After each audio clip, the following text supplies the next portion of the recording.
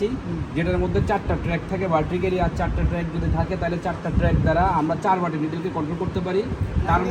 তার মানে রিপিটের মধ্যে আমরা রিপিট তো দেখি, রিপিটের মধ্যে ফোর্স ডিরেকশন আমরা কয়টা পর্যন্ত লুপ এখানে ভ্যারিয়েশন আনতে পারি? 4টা। কিন্তু এটার মধ্যে বিশেষ একটা ব্যাপার আছে যেটা দ্বারা আমরা 19টা লুপের ভ্যারিয়েশন আনতে পারি। 19টা, তাহলে 4টা, প্রথমটা হলো একটা, তারপর হলো 4টা, এখানে হলো 19টা। কীভাবে 19টা লুপের মধ্যে ভ্যারিয়েশন বা এক কোর্সের মধ্যে 19টা লুপ নিয়ে একটা রিপিট তৈরি করতে পারি, সেটা নিয়ে আজকে আমরা আলোচনা করি। তো মেশিন হলো বিশেষ ধরনের মেশিন, আর এই মেশিনের প্রথম যে অংশটা নিচ থেকে যদি আমরা চিন্তা করি সেটা হলো আমাদের সিলেক্টর। সিলেক্টর থাকে আমাদের যে কভারটা আছে, কভারটার ভিতরে।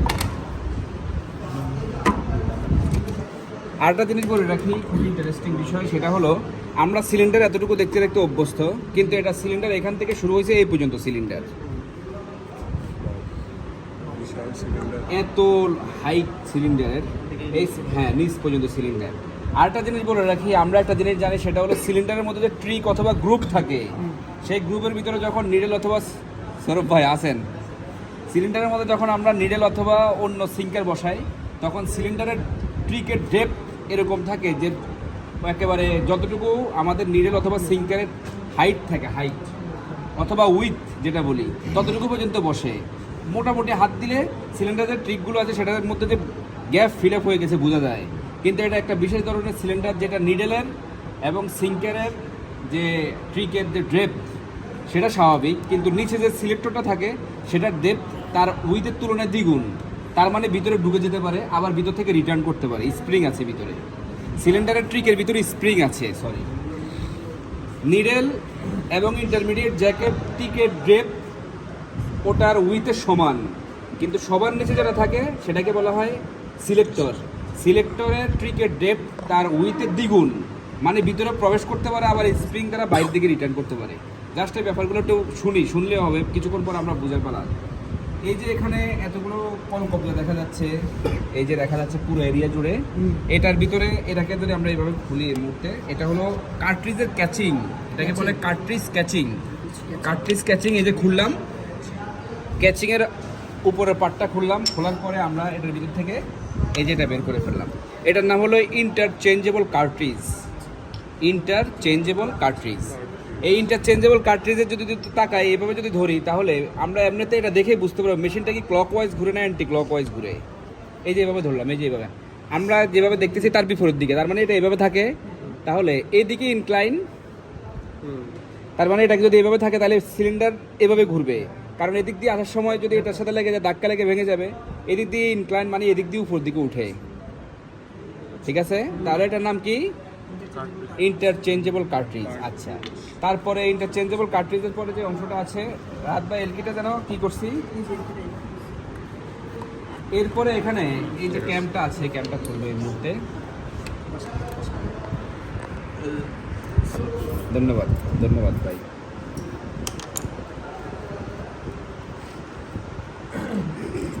উপরে যেটা খুললাম এটা হলো আমাদের ক্যাম্প, এই মেশিনের ক্যাম্প। ক্যামের একটা সমস্যা আছে, সেটা হলো কোনো জায়গায় বা বসালে মাথা ভারী হওয়ার কারণে এভাবে পড়ে যায়। এই জন্য টেবিলের উপর যখন দেখবো তখন সাবধানে এইভাবে রাখবো, অথবা এই যে কোনো এইভাবে রাখবো। এইভাবে রাখলে গ্লাসের মধ্যে পড়ে ভেঙে যেতে পারে। এখানে 2 ধরনের ক্যাম আছে, বা 2 ধরনের ক্যাম্প ট্র্যাক রাস্তা আছে। এটা হলো ফিক্সড রেজিং ক্যাম। প্রথম যে ট্র্যাকটা, এই যে প্রথম যে ট্র্যাকটা, এটা হলো ফিক্সড রেজিং ক্যাম, এই যে এটা ফিক্সড রেজিং ক্যাম। তারপরে সেকেন্ড যে ট্র্যাক, সেটা হলো অ্যাডজাস্টেবল স্টিচ ক্যাম। অ্যাডজাস্টেবল স্টিচ ক্যাম, তার মানে এখানে যে ক্যামটা আছে এটাকে অ্যাডজাস্ট করা যায়, এটাকে উপরে উঠানো যায়, নিচে নামানো যায় এই রেগুলেটরের মাধ্যমে। কিন্তু নিচে যেটা আছে সেটাকে রেগুলেটর দ্বারা কন্ট্রোল করা যায় না, ফিক্সডভাবে আছে। এটার নাম হলো ফিক্সড রেজিং ক্যাম, এটা হলো অ্যাডজাস্টেবল ক্যাম। তাহলে ক্যাম দেখলাম, এবং এই জায়গার মধ্যে যে অংশটা আছে ক্যাচিংয়ের ভিতরে, কার্ট্রিজ ক্যাচিংয়ের ভিতরে, সেটাও দেখলাম, যেটাকে আমরা বলি ইন্টারচেঞ্জেবল কার্ট্রিজ, ঠিক আছে? আচ্ছা, এই হলো একটা ভার্টিক্যাল লাইন, এই হলো একটা ভার্টিক্যাল লাইন। এই ক্যাম বক্সের জন্য 2টা ফিডার, একটা ফিডার একটা ফিডার। তার মানে এই ভার্টিক্যাল লাইনের জন্য এই ফিডার, এই ভার্টিক্যাল লাইনের জন্য এই ফিডার। এই নিডেলের ভিতর, এই ক্যামের ভিতর দিয়ে, বা এই ক্যাম লাইনের ভার্টিক্যাল লাইনের ভিতর দিয়ে যে নিডেলগুলো যাবে সেটা এই ফিডার থেকে ইয়ান রিসিভ করবে। এই লাইনের ভিতর দিয়ে যেগুলো যাবে সেটা এই ফিডার থেকে ইয়ান রিসিভ করবে। আরেকটা জিনিস বলে রাখি, এখানে এক ক্যাম বক্সের ভিতরে দুইটা ভার্টিক্যাল লাইন, তার মানে একটা ক্যাম বক্সের জন্য দুটো ইন্টারচেঞ্জেবল কার্ট্রিজের যে সিস্টেম সেটা নিচে থাকবে, ঠিক আছে? তাহলে এটা হলো এই ক্যামের জন্য, পাশে আর একটা ইন্টারচেঞ্জেবল কার্ট্রিজ আছে, সেটা হলো এই ক্যামের জন্য। এতটুকু কি বুঝছি? আচ্ছা, এবার আমরা একটা বিশেষ জিনিস দেখবো, সেটা হলো এই মেশিনের নিটিং এবং নিটিং রিলেটেড যে প্রাইমারি নিটিং এলিমেন্টসগুলো আছে সেটার সাথে সাথে, হ্যাঁ, এরকমের একটা বিশেষ কারণ আছে, সেটা দেখলে বুঝতে পারবো। এই যে প্রথম যে জিনিসটা দেখলাম, এটা হলো আমাদের সিলেক্টর। এই সিলেক্টরটা, এই যে সিলিন্ডারের ট্রিকটা আছে, এই ট্রিকের ভিতরে থাকে। এই যে দেখা যাচ্ছে আমার এই যে সিলেক্টরকে যদি ট্রিকের ভিতরে এভাবে পুশ করি, অনেকটুকু ভিতরে ঢুকে যাচ্ছে। এই যে অনেকটুকু ঢুকে যাচ্ছে না, এই যে ধরে বের করলাম, এই যে প্রায় এতটুকু ঢুকে যাচ্ছে ভিতরে। তাহলে এটার হাইট কতটুকু? এতটুকু। তার মানে এটা এতটুকু যেহেতু ঢুকতেছে, তার মানে এটা দ্বিগুণ পরিমাণ ভিতরে ঢুকে যায়। ঢুকে গেলে আবার ভিতরে সিলিন্ডারের ভিতরে ট্রিকের ভিতরে স্প্রিং আছে, যেটা তারা রিটার্ন করে। এখানে তো এতটুকু দেখলাম, এভাবে দিলাম না, তাহলে এতটুকু পরিমাণ ঢুকে, তাহলে এটার উইথ কত? কম না? তাহলে এটা যখন ধাক্কা দিব তখন এটা ভিতর দিকে ঢুকে যাবে, আবার রিটার্ন করবে।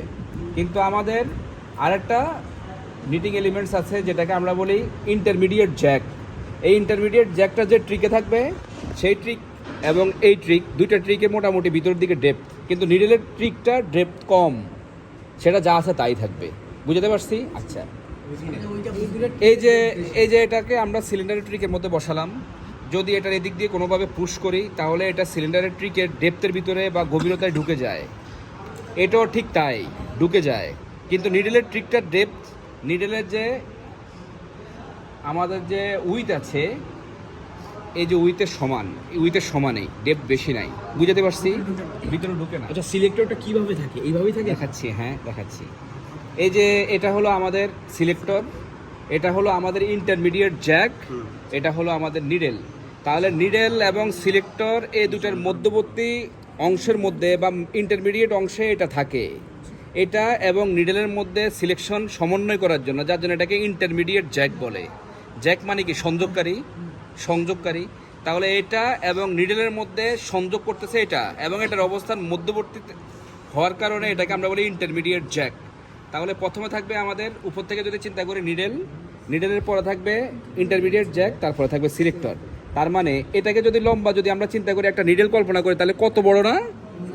অনেক বড় না? এই বড় একটা অংশ, এই নিডেল, ইন্টারমিডিয়েট জ্যাক এবং সিলেক্টর একই ট্রিকে ভার্টিক্যালি অবস্থান করবে, আলাদা ট্রিকে না, একই ট্রিকে।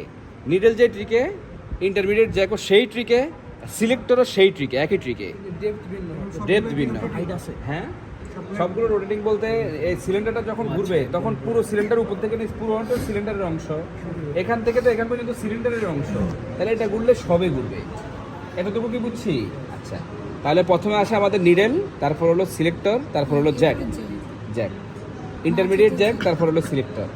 আরেকটা জিনিস বলে রাখি, সেটা হলো গতানুগতিক ধারায় আমরা যে কোনো মেশিন থেকে নিডেল ইচ্ছা করলে খুলতে পারি, কিন্তু এটাতে খুলতে পারি না। কারণ এই নিডেলটা এটার সাথে সুপার ইম্পোস্ট করা থাকে, এই যে এভাবে আটকানো থাকে, ঠিক আছে? আমি ইচ্ছা করলে কিন্তু নিডেল খুলতে পারবো না, এটার সাথে সুপার ইম্পোস্ট করা থাকে। যদি সুপার ইম্পোস্ট করা না থাকে, সেই ক্ষেত্রে তো একটাকে সিলেকশন দিলে প্রপারলি উপরে নিচে উঠানামা করতে পারবো না। শুধু লিঙ্ক করাই জরুরি না, উপরে পুশ করা, নিচে টান দেওয়া, এটাও কিন্তু নিয়ন্ত্রণ হয় এটা দ্বারা। বুঝতে পারছি? তাহলে আমাদের এখানে নিডেল, এই যে দেখা যাচ্ছে নিডেলের ট্র্যাক হলো এটা।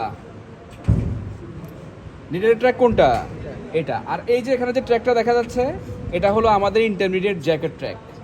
আর নিচে যেটা দেখা যাচ্ছে আমাদের ইন্টারচেঞ্জেবল কার্ট্রিজ, সেটা এখানে দেখা যাচ্ছে। আরেকটা জিনিস দেখাচ্ছি, এই যে ইন্টারচেঞ্জেবল কার্ট্রিজ আরও কয়েকটা খুলে দিই এখান থেকে, তাহলে দেখতে সুবিধা হবে। হ্যাঁ, খুলবো অবশ্যই।